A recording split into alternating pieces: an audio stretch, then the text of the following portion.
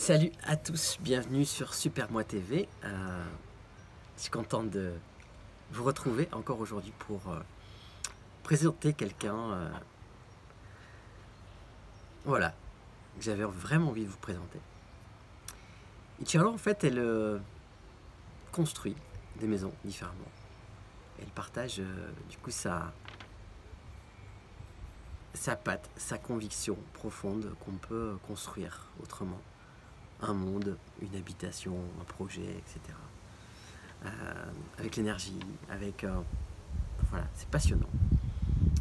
Et je suis content aujourd'hui de lui laisser la parole et de vous la présenter vraiment. Donc à tout de suite avec Ichiro. Salut Ichiro.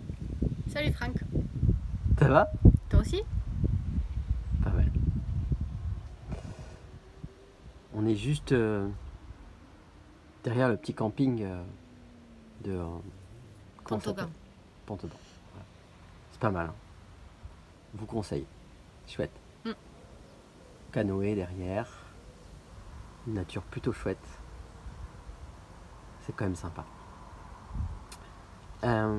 Aujourd'hui, on va parler de toi, ton activité, de ce que tu fais, de ce qui te fait vibrer. Et j'ai une première question en fait. Est-ce que tu serais imaginé, quand tu étais petite, travailler dans le domaine de l'habitat, l'habitation, être autour de ces thématiques-là? Pas du tout. Mais pas du tout. Quand j'étais petite, j'étais vachement attirée par les professions où tu bosses avec les enfants. D'ailleurs, Ok. je crois que je disais que je voulais être puéricultrice. Ah ouais? Ah ouais. Voilà. Et un jour, parce que ton papa du coup était lui dans ce domaine-là,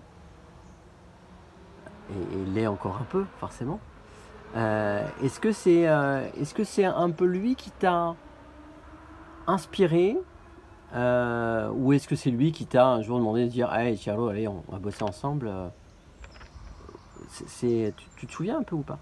Alors, je me souviens très bien, et ça n'a pas du tout été la demande de mon père non plus. Ouais. Pas du tout. Ça s'est fait naturellement. Alors, mon père était menuisier charpentier. Ouais. Il faisait des rénaux et il faisait du mobilier aussi. Des lits Louis-Philippe, etc. Donc il n'était pas dans le domaine de la construction de maisons en bois en fait. Ouais. Et ça s'est fait, la vie t'amène en fait à des portes. Et ça Ouais. s'est fait comme ça en fait. D'accord. Du paramédical, j'ai atterri au secteur bancaire. Et puis après j'ai décidé, T'as fait un grand écart. voilà, c'est ça, Hmm. d'intégrer l'entreprise familiale. Dans ta tête, t'as eu un déclic ou pas? Où tu t'es dit c'est ça que je veux faire? Tu te souviens de ce moment où tu sais, où tu dis où t'as quelque part où t'as un job, t'es salarié, tu gagnes bien ta vie, etc., etc. Tu mets plus ou moins de sens.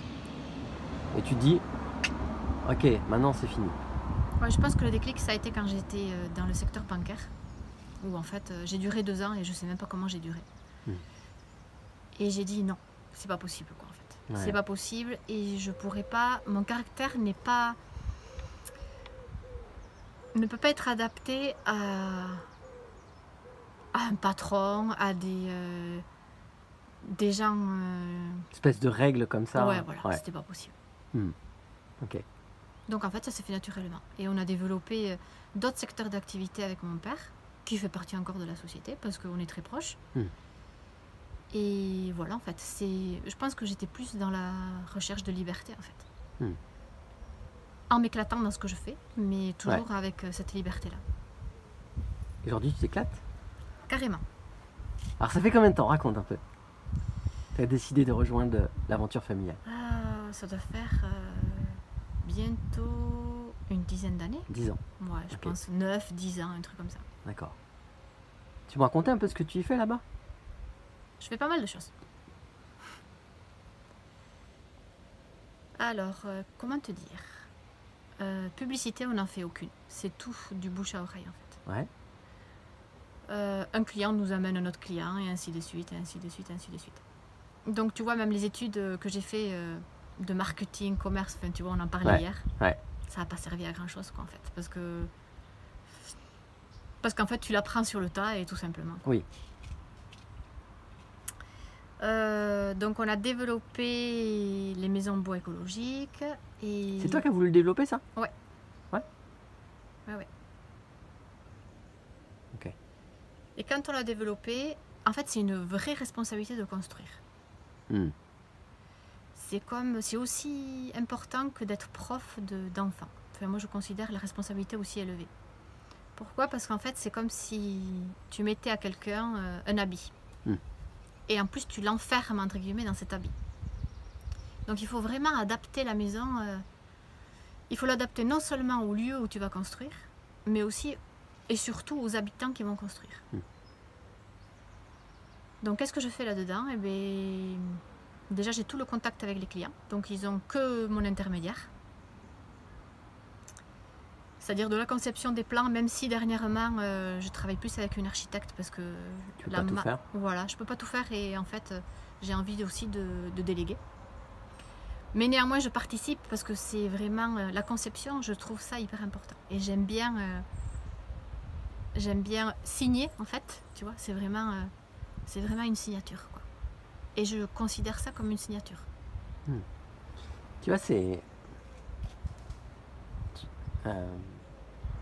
on aurait pu penser, j'aurais pu penser, et à la fois je suis pas si surpris que ça, que tu amènes cette notion de l'humain, de la personne qui va acheter de la maison, qui va acheter la maison, plutôt que, tu vois, les murs, les trucs, etc.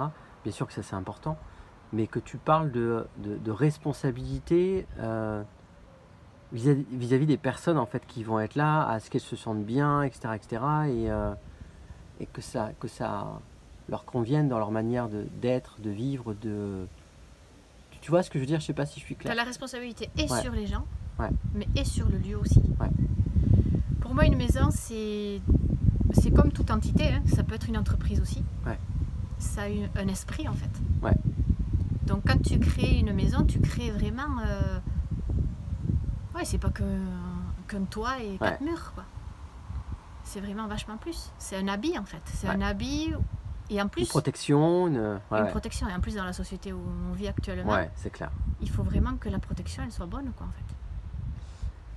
Alors, tu as décidé de te former aussi, d'apprendre, de comprendre des techniques. Pas forcément classiques. Et du coup, autour justement de l'énergie, la bioénergie au niveau de l'habitat, etc., j'imagine que ça a dû changer ton approche par rapport à ton métier. Et à quel moment tu t'es senti te dire, tiens, c'est important que j'aille aussi là-dedans? Dès le début.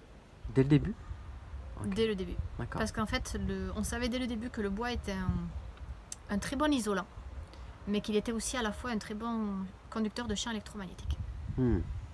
Et donc on savait que par exemple, construire une maison de bois avec une électricité, je donne un exemple, parce qu'on ne fait pas que ça, mais construire avec une électricité classique, c'est de mettre les gens dans un micro-ondes. Donc il faut faire une bioélectricité, et donc on s'est formé en bioélectricité. En fait, on s'est formé en géobiologie. Et en se formant en géobiologie, on a vu l'importance des dépôts de fondation, de l'architecture sacrée. Parce qu'en fait, on ne va pas appliquer sur n'importe quel terrain ni n'importe quelle personne de l'architecture sacrée. Mais suivant si, par exemple, le terrain il ne vibre pas assez pour les gens qui vont y vivre, en fait, on fait une étude. Les gens qui vont y vivre, qu'est-ce qu'ils ont comme besoin? Qui sont ces gens, quoi? Qui sont ces gens? Et on va faire cette étude du point de vue feng shui, mais du point de vue énergétique et géobiologique aussi. Et on va faire un point sur le terrain. Le terrain, qu'est-ce qu'il apporte? Ben, imagine que toi, tu achètes un terrain et que tu dois vivre et que le terrain n'est pas suffisant, qu'il est trop bas. Et bien en fait, on va vraiment faire une force d'appel en fait. Et cette force d'appel, alors j'aime pas ce mot, Alors je ne vais pas l'utiliser, mais on va jouer. On va jouer sur la géométrie sacrée. Alors on a plusieurs proportions, hein. Ça peut être le nombre d'or, ça peut être des coudées locales, enfin, ça peut être plein, il y a plein de proportions. Et là je m'éclate.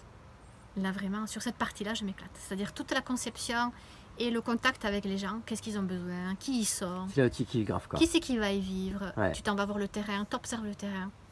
À la fois tu l'observes du point de vue du feng shui, des orientations. Ouais, ouais.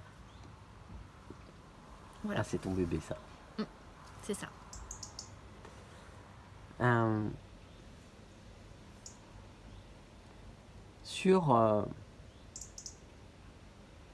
C'était important pour toi de qu'il y ait ce projet familial? Tu aurais pu te dire, tu aurais pu créer ta boîte, c'était important de continuer ce projet familial?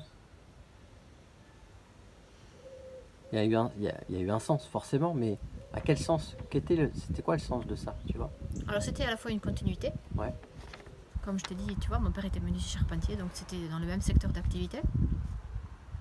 Et ensuite, on avait toutes les infrastructures, c'est-à-dire que mon père, il a bossé, quoi, en fait. J'ai pas démarré de zéro. J'ai pas créé une SARL, enfin, tu vois, c'était déjà créé. Ouais. Donc c'était hyper facile, en fait. C'était facile de développer quelque chose, même s'il n'y avait pas ce quelque chose, c'était facile de le développer. Ok.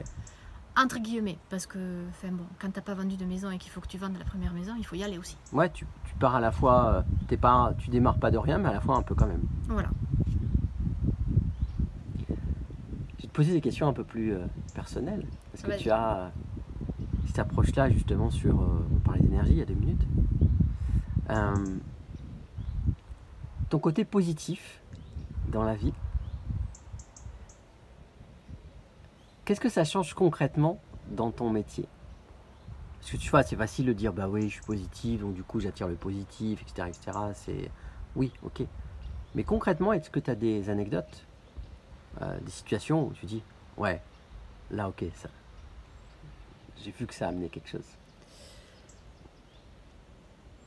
Il n'y a pas de piège, hein. Concrètement, ça me vient pas. Mais c'est vrai que... comment je vais te répondre à ça?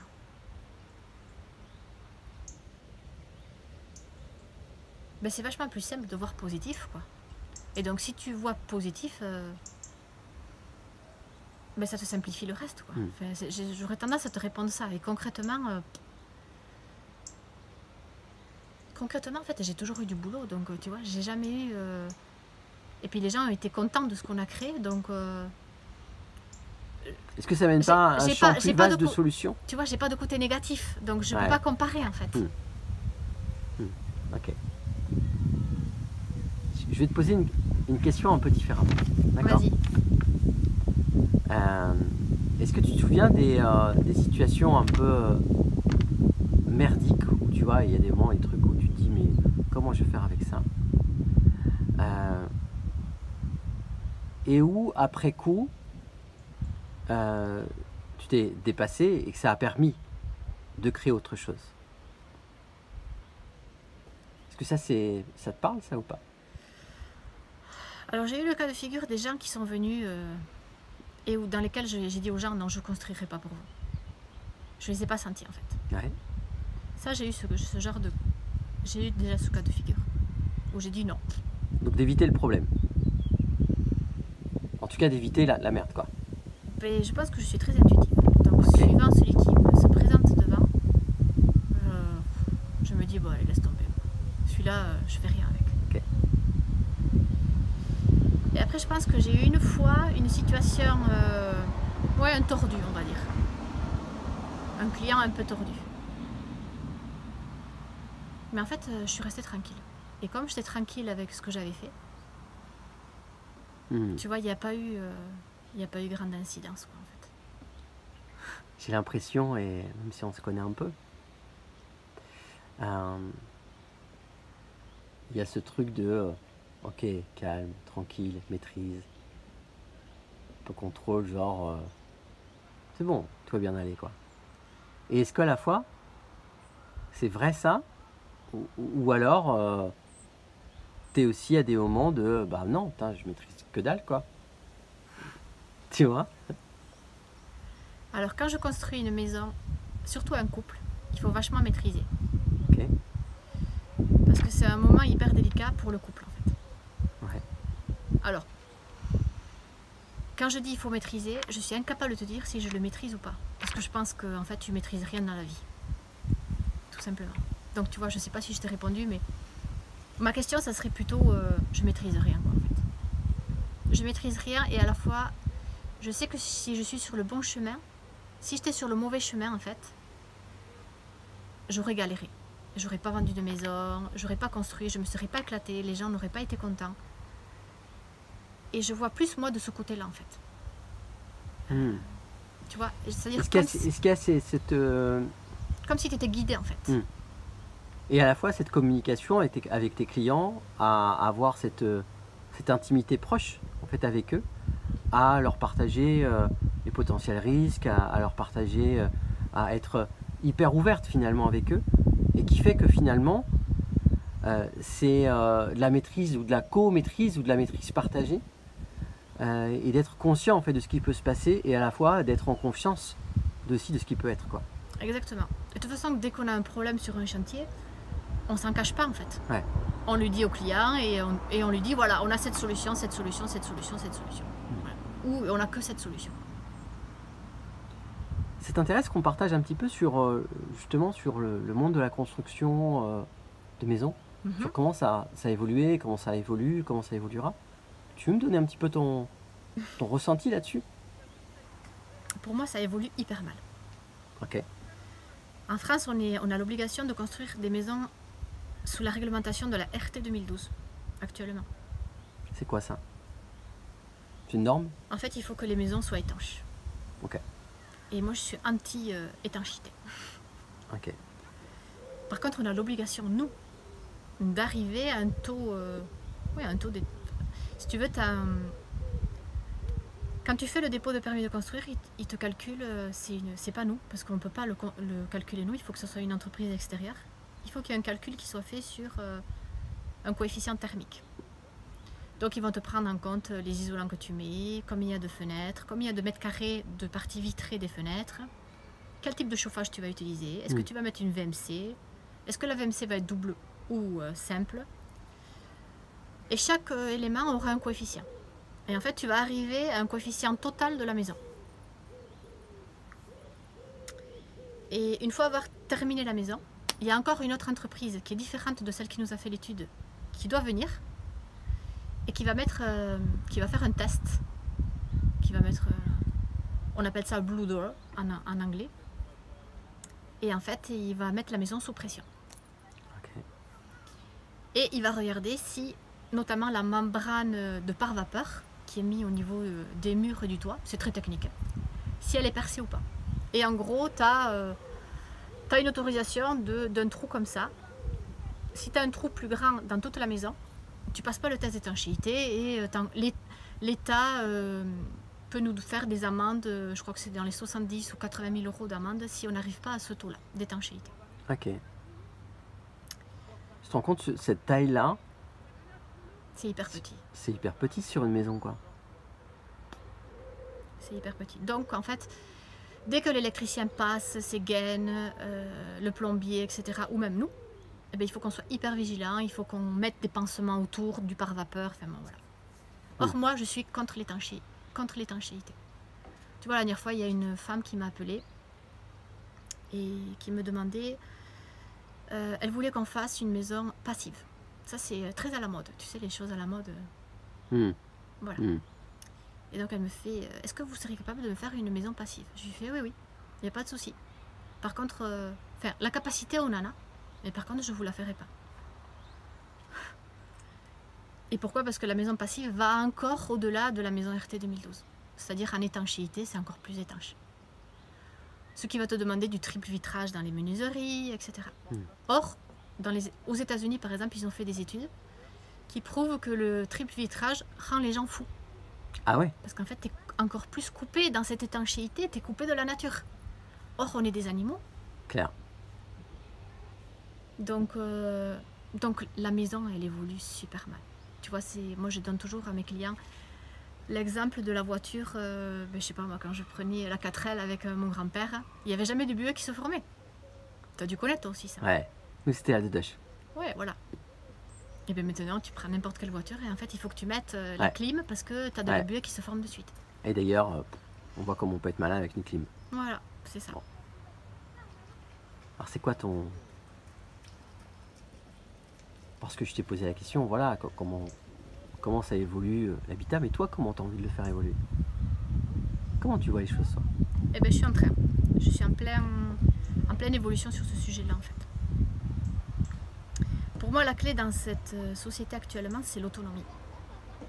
Mais pas que l'autonomie énergétique, parce qu'il y en a qui te parlent d'autonomie énergétique et puis point barre.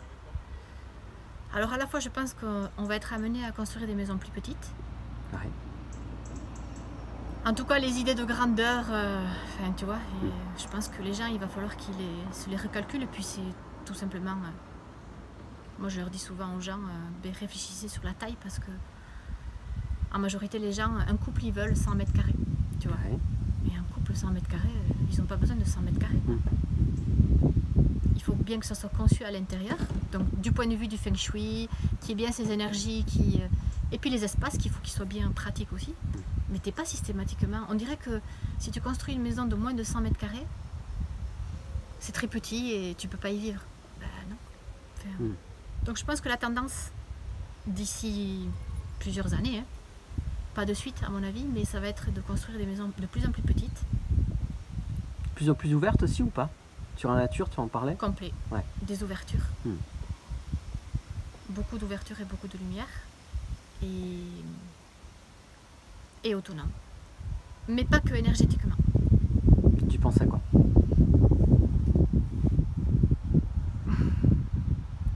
L'alimentation, d'avoir un... Ouais, surtout en fait. Ouais. Et même l'autonomie financière. Tu vois, la dernière fois, j'étais sur un sommet sur l'autonomie qui s'est fait. D'ailleurs, je crois que c'était en Bretagne, les organisateurs. Et c'était très intéressant parce que du coup, ils ont beaucoup développé l'autonomie énergétique, tu vois, de la maison, c'est-à-dire panneaux solaires, alors surtout pas dans le toit, enfin, ça c'est mon conseil en tout cas, du point de vue des champs électromagnétiques aussi, mais l'autonomie de l'eau pluviale, l'autonomie de l'électricité, l'autonomie de l'assainissement, mais l'autonomie financière aussi, parce que pour moi, c'est un piège de mettre les gens dans des emprunts où ils vont... où en fait ils vont s'étouffer, quoi. Tu penses qu'il y aura des choses qui vont s'imaginer sur... alors le monde de la banque est en train de changer, sur plus de participatifs, moins de gros dinosaures finalement autour de tout ça.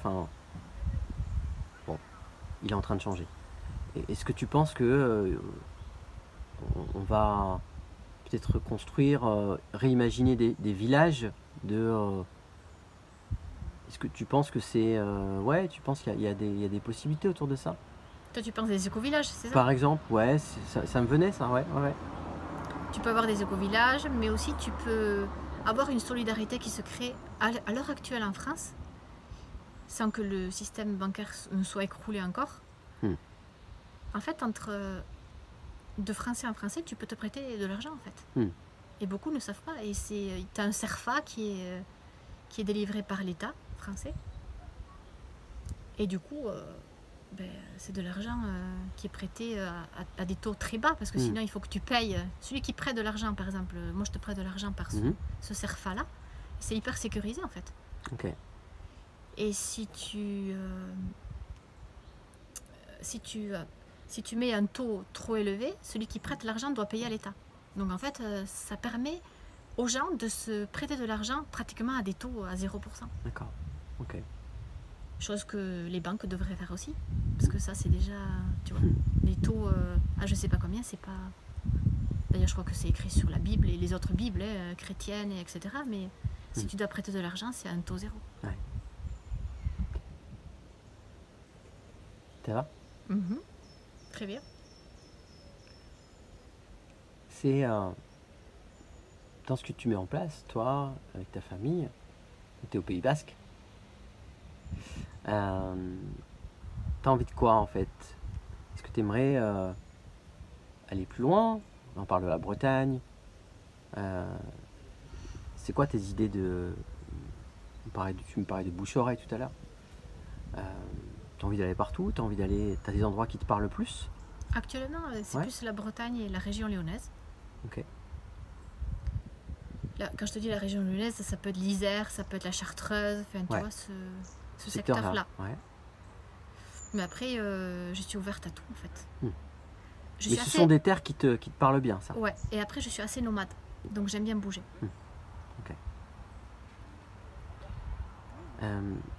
Ce que tu fais là, toi, tu as, toi et cette activité, cette entreprise, etc.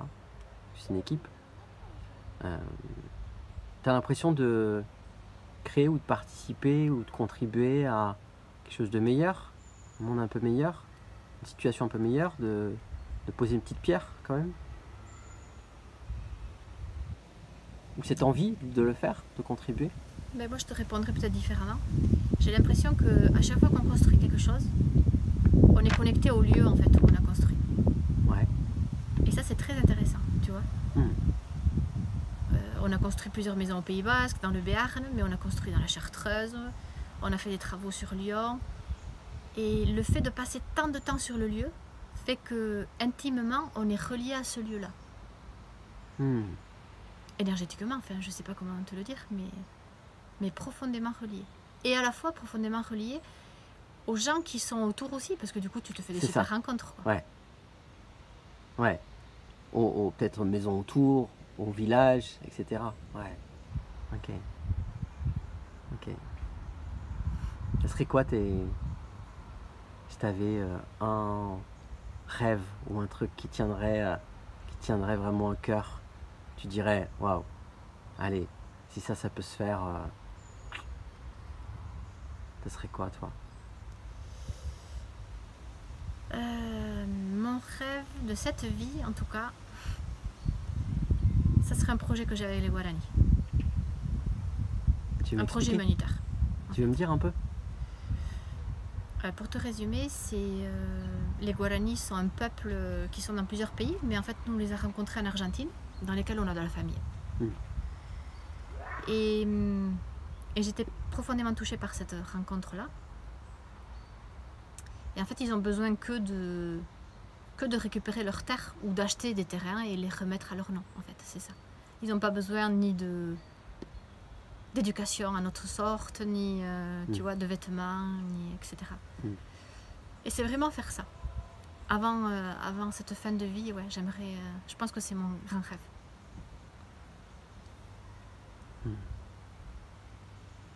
Chouette.